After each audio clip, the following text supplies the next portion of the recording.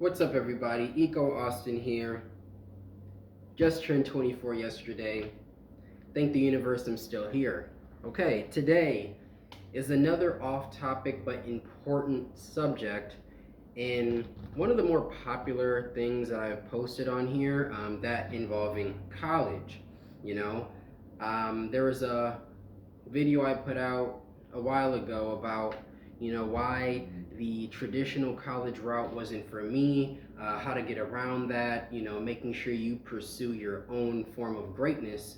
But I think it's also important that we talk about the difference between not just trade schools and college in general, 2 year and 4 year, but also the difference between public and private universities and which one to pick, how to go through it, what is the difference anyway. There's a lot of stereotypes within the two, but there's a lot of myths. There's a lot of differences, but a lot of similarities as well. So just remember, this is also an educational channel, not 100% environmentally based.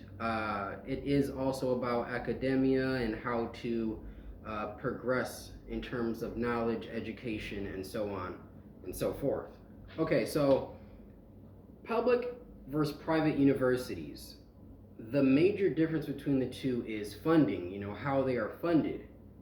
Public universities, typically the ones with state in their name, so Michigan State, Iowa State, Florida State. I can't think of any others right now. Cal State, I think. I don't know. Is that a real college? Anyway, it's how they're funded. So public universities are funded by the government. State, helps provide the money in order to, keep the school alive, so to speak. Whereas private universities rely on tuition as well as gifts from certain benefactors, that have become wealthy, that have ties with the university.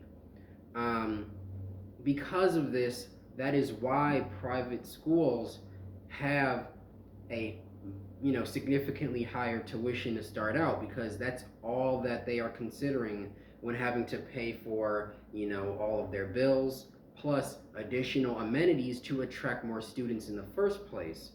Whereas major universities, they don't really have to worry about that, so their tuition doesn't have to be as high because they're getting that state money, that government money. However, you need to consider that tuition is rising for both anyway. Since 2003, the poll was taken 2018. So since 2003, 15-year gap of time, there was a 15% rise in tuition among public universities, and less than half of that, so 6% rise in private universities. So you have to factor that in as well, that these public universities are catching up with private universities.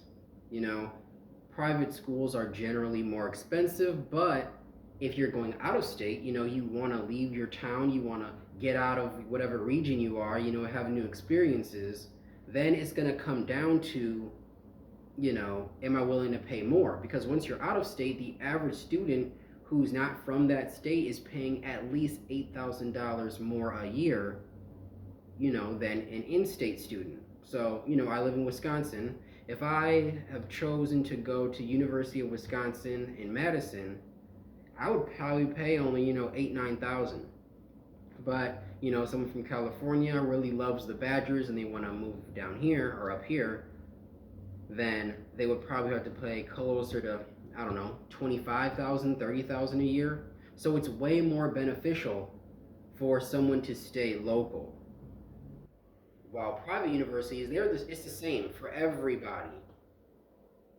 So that's another factor you need to consider. The main pro to a private university is that smaller class sizes, so the student to faculty ratio remains small, because because tuition is such a factor, they want to keep the circle small so that each student can have a higher standard of academic opportunities. Therefore, there's more personal attention when it comes to professors and advisors, and there's less red tape when it comes to pursuing extracurriculars or joining clubs. anything like that, because the student body works really hard in making sure that they're not stepping on any toes and making it easier for you to experience everything that the university has to offer. But because of that, all those factors make it so that private universities on average are more competitive, pickier academically than a public university. Don't get me wrong, there's plenty of public colleges that are very hard to get into.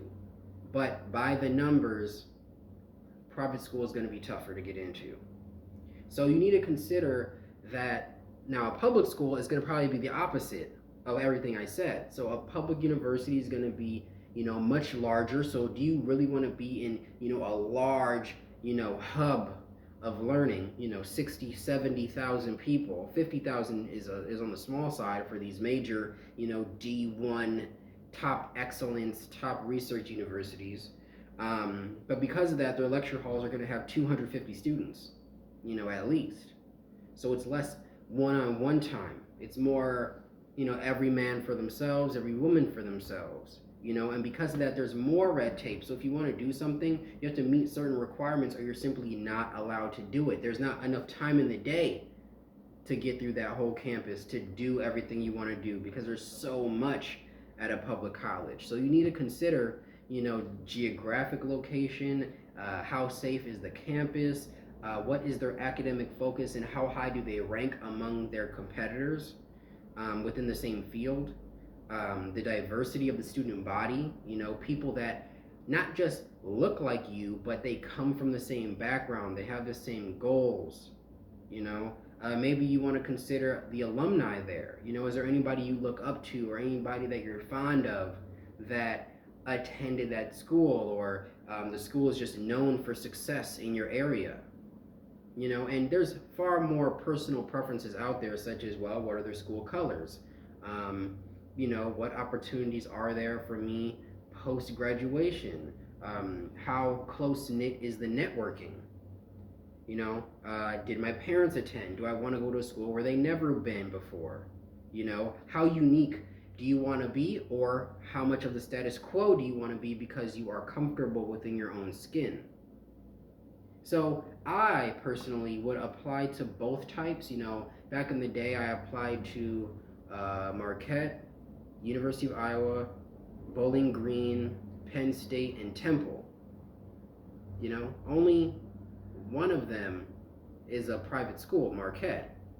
So I would have probably diversified a little bit more, but I would definitely apply to both, and whoever accepts you, make sure you visit, because then you can get a true campus feel. Sometimes there's a lot of hype around, how much you like it on paper, how much you're reading about it, about other people's experiences, but until you're there, you're not gonna really get a sense of how much you will like it, how much you gravitate to an urban, suburban, or rural setting.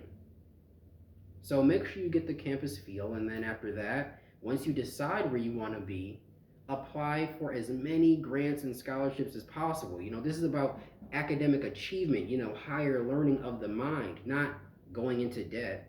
So you just want to make it as cheap as possible to lighten the load for yourself, for your family, whatever you need to do. Why make something more expensive than it has to be? So comment down below if you have any additional questions. Like I said, public versus private, there's a lot of myths out there of oh, you have to be rich to go here, or you must have had a low ACT to go here. There's way too many factors, to go into that. Or if you go here, yeah, it's a nice looking degree, but no one will hire you. Just a lot of things. So just make sure you stay educated. If you have any questions, comment down below. Make sure to like and subscribe this channel. I wish you luck on your journey. Peace. See you tomorrow.